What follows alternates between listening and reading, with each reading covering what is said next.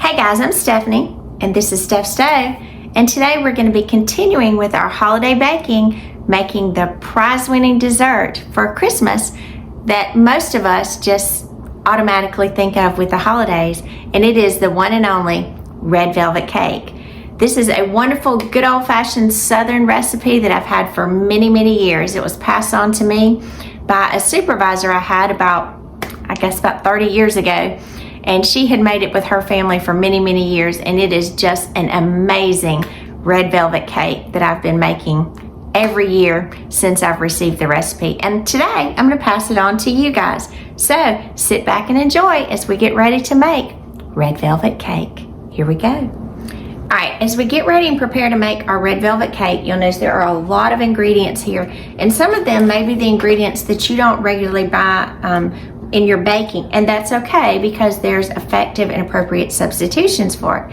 One of the ingredients that's used in this cake that I don't purchase on a regular basis is buttermilk. And if you don't purchase buttermilk, or you're not going to use it for multiple recipes, I wouldn't say go out and buy some, just create a substitution for it. And that's what we're going to do real quick here. And we're going to do this before we start putting our cake together, because we're going to have it set for the reaction time to take place. So we got a little science going on here with our baking. So our recipe calls for 1 cup of buttermilk. And what we're going to do, we're going to substitute that. So I have regular milk. This is 2% milk here. And I need 1 cup. So I'm going to do 1 scant cup, which means 1 cup right below the measuring line. And if you're not sure how to do that, just measure 1 cup and then take out a tablespoon. All right, so I've got that right at the line. So just as I told you guys to do, I'm going to do the same thing. So we're going to get this, actually it's just a hair under, so I'm going to take out a little bit of the milk, and sometimes it's easiest to do and just dump that in my sink. And then what we're going to do, we're going to mix this, because buttermilk is curdled milk, not curdled, but it is kind of got a little sour taste to it. So if you've ever had it, you'll definitely know it's not regular milk. And again, unless you're making like buttermilk biscuits or several things, it's just not probably worth it for you to purchase an entire thing of buttermilk. So what we're going to do, this is just plain distilled white vinegar, and I'm going to use 1 tablespoon of white vinegar. Move this over. So I've got 1 tablespoon of white vinegar, and pour it in your milk. And you're like, ah! Yes, it's going to make it react. And we're just going to let this sit. So this will become our buttermilk. This needs to sit for 5 minutes, and after 5 minutes, we're just going to stir it through, and you will see we'll have buttermilk and be ready to process and make our cake. Okay. For our mixture, we have in my stand mixer here, I have already measured out. You can see I have 1.5 cups of regular granulated sugar. And to this, we are going to add 2 cups of oil. Now my recipe prefaced Wesson oil, but again, it's one of those things that I've used several brands. This, I believe, was Crisco that I used. You can use Great Value. Just the lady that gave the recipe to me was very specific on Wesson oil. Don't know why, but that was just her choice. So I'm going to drop this down, lock my mixer into place, and let the sugar and the oil blend together. Give that just a little bit for those two to blend together.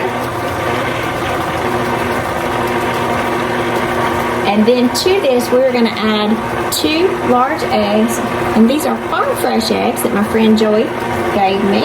So these are going to be super good. She sent me 12.5 farm fresh eggs for Christmas, and I was super excited to get those. So we have our sugar, oil, and our eggs mixing together. And then while this is mixing together, I'm going to move this over just a little bit, and we're going to start mixing up our dry ingredients. So for our dry ingredients here, I have in my batter bowl, I have 2.5 cups of cake flour. Now, and as I prefaced before, if you don't have cake flour, or like I said, the buttermilk earlier, A good substitution here for cake flour, if you don't want to purchase that, for every cup of cake flour that you'll need, you can substitute 1 cup of all-purpose flour and then take out 2 tablespoons of the flour and then add back 2 tablespoons of cornstarch and whisk it together, and it'll kind of be the same as cake flour, because cake flour is a little bit lighter. So I'm going to whisk this together. And to my cake flour mixture, I'm going to add, I have right here soda and salt, and so I have a teaspoon of baking soda and a teaspoon of salt. And here, make sure I get all of that out. And kind of just mix that together well. Make sure it's all incorporated. Now you can sift this together, and sometimes I'll just put this in my sifter and sift it together, but I'm just going to use my whisk for today and it'll be fine. Just make sure it's well incorporated. Then we're going to also add 2 tablespoons of cocoa. This is Hershey's cocoa that I'm using. You can use Toll House. Both will work well. Throughout the years I've used each of those, and whisk those together because you want to be sure that the cocoa and the flour, the soda and the salt are all well incorporated. And you just don't want any portion that's not. And if you're not sure about a red velvet cake, a red velvet cake is basically a chocolate cake, a sour chocolate cake with red food coloring. So some people don't realize it is truly a chocolate cake. Alright, got that whisked together well. And our mixture is looking really nice. Look at that. And again, this is just our sugar, oil, and eggs. Look at that pretty color. Very, very nice. And as we mixed together a few minutes ago, we made our other substitution with our buttermilk. You can check it out and see. I don't know if you can see really well in there, but we have the chunks where this has curdled and our milk has turned into buttermilk nicely. So we're going to start adding our dry ingredients together. And for this, I'm going to add my spout here.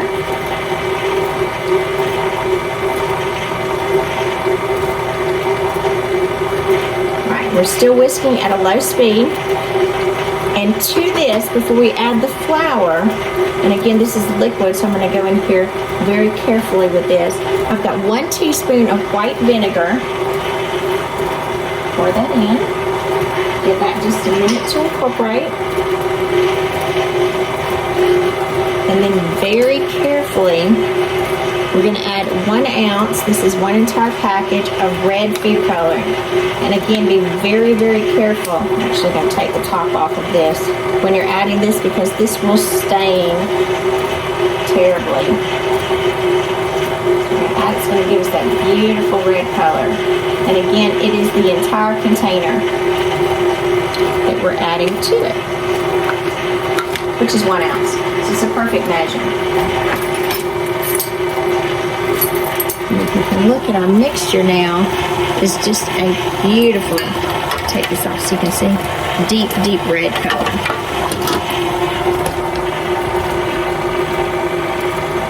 Alright, and now I'm going to add 1 teaspoon of vanilla to this. So we're going to have pretty much all of our wet ingredients, minus our buttermilk.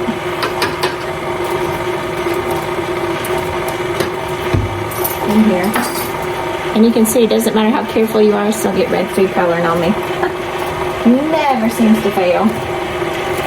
Alright, now we are going to add alternately, we're going to add our dry and our wet, which is our buttermilk mixture together. So I'm going to give this just another little whirl.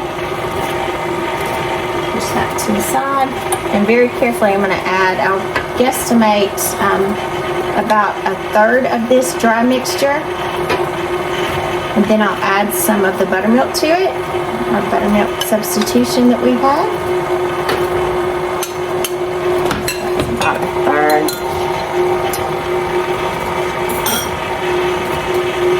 Pour about 1/3 of our buttermilk to it. And yes, it'll have little chunks after we did it. That's correct. It's not bad. And this batter, as you're working it together, you're going to see it's a very liquidy batter. It's not a very firm batter, so don't worry about that when you get finished with it, because you will see it's very thin. That's correct. And I remember Miss Parrish, that's one of the things that she wrote when she gave me this original recipe. She said, don't worry, it's going to be a thin batter. You did it right.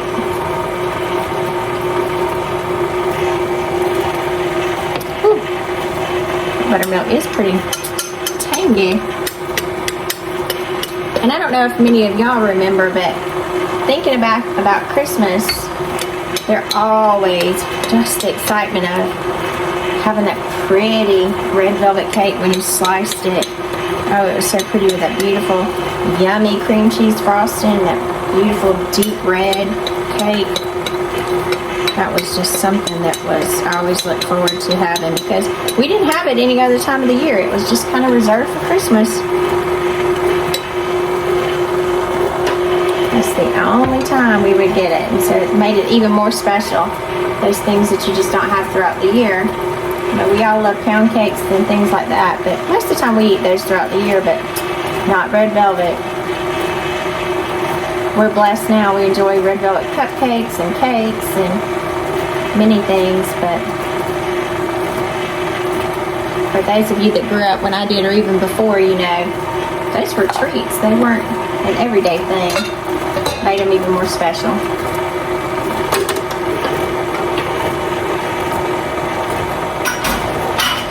Alright, we've got everything just about incorporated. I'm going to turn my mixer off and I'm going to scrape it down. Make sure I get everything incorporated. You always seem to get flour on the blade, so make sure that that's completely incorporated. And just do be careful, because again, you got that red food coloring in here, so it is very much something that will still stain, so be very careful. Careful what this touches. I'll mix it just another minute to incorporate all those extra little pieces, and then we're going to get ready to put it in the pan and get this all baked up.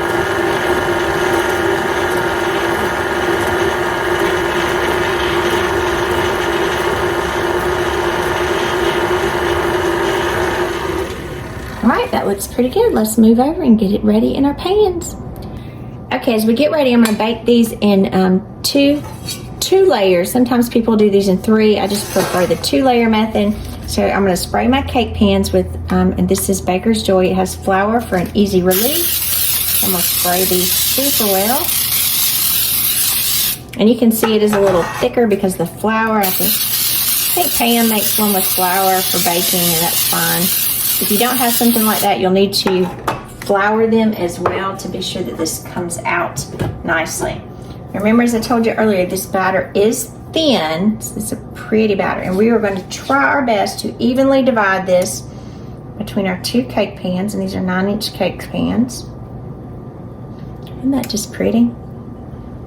Pretty, pretty, pretty. Oh, and this is so good too. Like I said before, I just remember my granny always had a red velvet cake. One of my aunts probably made it, because as I've told you before, my granny was not a baker. She cooked, but she did not bake. She put together some other things. I've got a neat little recipe that I'll be sharing with you later this week that she always had. But traditionally, she wasn't the cookies grandma, you know, that made cookies and stuff. She might have some Oreos if we were there, but she didn't do a lot of baking. My other grandmother, on the other hand, she baked, she cooked, she did it all. They were a farming family. So they had all kinds of wonderful stuff. You know, as a kid looking back, you don't necessarily see those simple things as such a blessing that you had growing up. But as you're older, you look back and you think, wow, what a blessing that was. Just those simple things to be able to enjoy that a lot of kids don't get a chance to have now. Kind of make us wish for more simpler time again. All right, so I've got my oven preheated to 350 degrees. We're going to get these in the oven and get our beautiful red velvet cake a baking.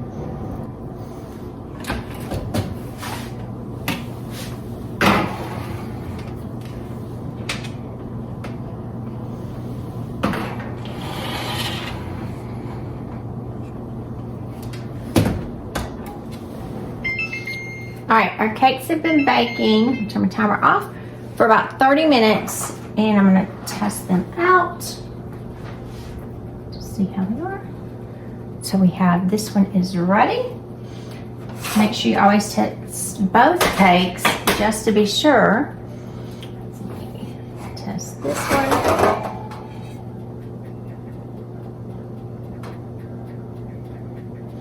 Now this one, it comes out clean, but is it cracked in the middle? If I go into the middle of it, you see it's not quite ready. So I may have had just a little bit more batter in this one. So I'm gonna leave this cake in for about 2 more minutes.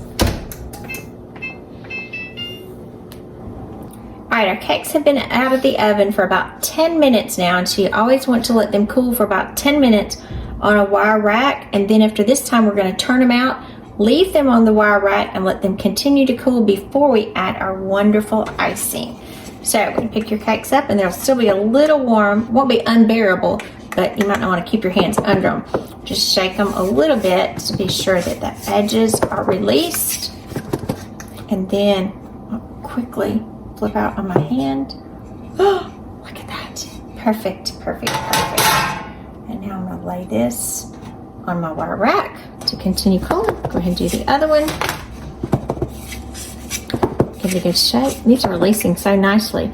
So that, oh, look at that beautiful release on it. That Baker's Joy does a wonderful, wonderful release. All right, so we're gonna let these cool again for about 15 more minutes until they're completely cooled, and then we're gonna add our luscious cream cheese frosting. All right, my cakes have already cooled, and I've already placed one of the cakes onto my cake plate, and now we're gonna go add our wonderful cream cheese frosting. And if you're not sure how to make cream cheese frosting, I have a video on that I will link and add that to it. So I'm just going to come in and add some of the frosting on the top, and you'll see how we'll frost this and get it going. Look at that. Isn't that just beautiful? Such a yummy cake. And that cream cheese frosting is wonderful. All right, I'm gonna take my cake knife over here. I'm gonna spread it, and we're just gonna spread this around. Want a nice even layer up here on the top. Just keep working from the middle, pushing it outward, and then kind of smoothing it, because you definitely want that beautiful cream cheese frosting when you slice into it in between your layers. Everyone loves that. Again, I'm going to try to push and get it somewhat flatter so that it will lay nicely. Now we're going to come in and grab our other cake very carefully, place it on top, and I always kind of press it down just a little bit, because you do want it kind of compressed. And at this point, some of the frosting will come out, and that's okay, because we are going to do the sides in just a minute as well. So lay my knife here, and I'll come in and add some more, and you can see about how much icing we have left. We have plenty, not to worry. Look at that. And just who doesn't like that good cream cheese frosting? Such a great frosting for so many cakes, especially in the South. We love some cream cheese frosting. We absolutely adore it. And we're going to do the same method here as we did. So I'm going to kind of hold my hand here to guide it, because it's so soft, it will start moving a little bit on you. And I would also say that when you're baking this, if it's very warm, I don't know if many of y'all have a lot of warm Christmases.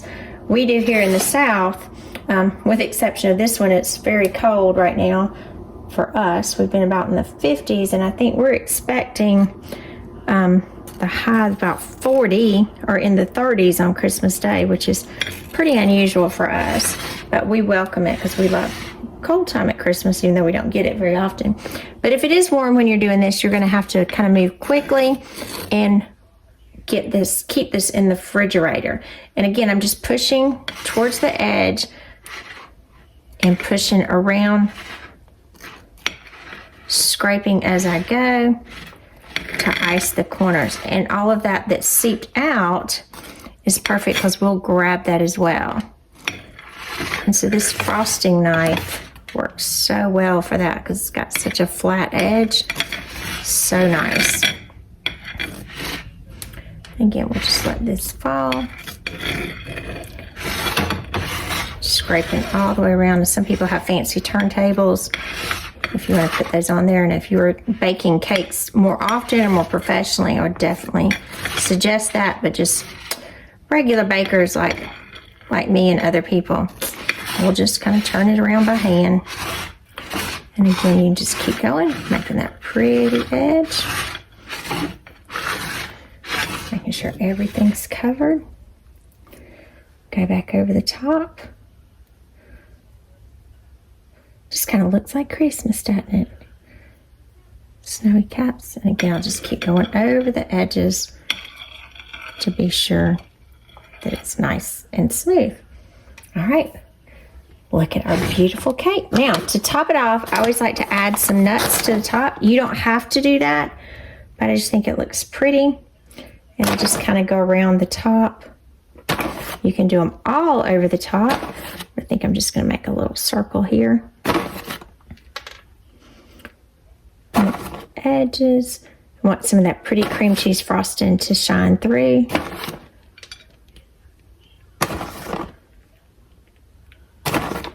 Isn't that just pretty? Can't wait to get into it. Yummy. There we go. All right, I'm going to come in and I'm going to slice this beautiful cake so we can get a good look at the inside of it. Look at that. There's some pretty red crumbs. I'm going to take this fork, pull it out. Look at this. Look at that gorgeous red velvet cake. Yum. Beautiful. I'm Stephanie, and this has been Steph's Day. For today, we made the wonderful Christmas red velvet cake.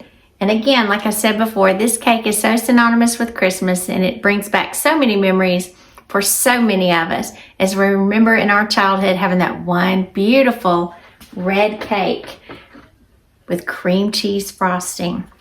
So I sliced a piece that I thought I would just enjoy and taste for you guys. So good. That cream cheese frosting is just dripping off of it.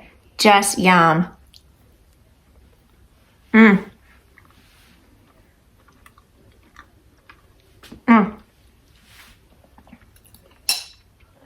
Wow, that's good. Just like, all those wonderful Christmas memories you have. And this cake, this recipe was given to me by a dear sweet lady that I worked with many, many years ago, Miss Parrish. And I still have the original recipe that was written in her handwriting. And I don't even know if she's still around anymore, but this wonderful recipe that she blessed me with 30 years ago is still going on strong. So I do hope you enjoy it with your family. Have a wonderful Christmas. Give us a thumbs up. Click that subscribe button. And remember, Steph's Day, we're making Christmas memories as well. One dish at a time. Have a blessed day and a very Merry Christmas.